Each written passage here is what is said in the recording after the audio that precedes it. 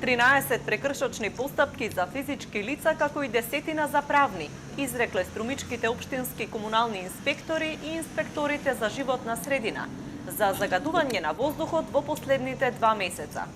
Компаниите пак со беинтегрирана дозвола се задолжени да пополнуваат дневници за емисија на гасови во воздухот, а една фирма има и рок во кој треба да постави нови филтри за прочистување. Ќе се вршат засилени инспекцијски контроли со почеток на грејната сезона на инсталации кои загадуваат и испуштаат емисии во воздухот согласно нивните елаборати за заштита на животна средина и мерките кои самите ги имаат предложено и дали е реализирано. Механичарски работилници, инсталации кои се греат на мазут и јаглен, кебапчилници и така натаму.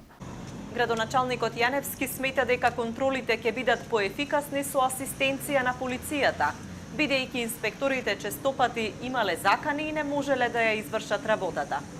Имаме разбирање, морам да кажем, со полицијата и вакви тимови ќе бидат секако сум убеден многу поефикасни во делувањето на терен. И тоа е што ние го баравме како една подршка од владата и мене ми е посебно задоволство што се согледа тој недостаток на координираност можеби во еден момент.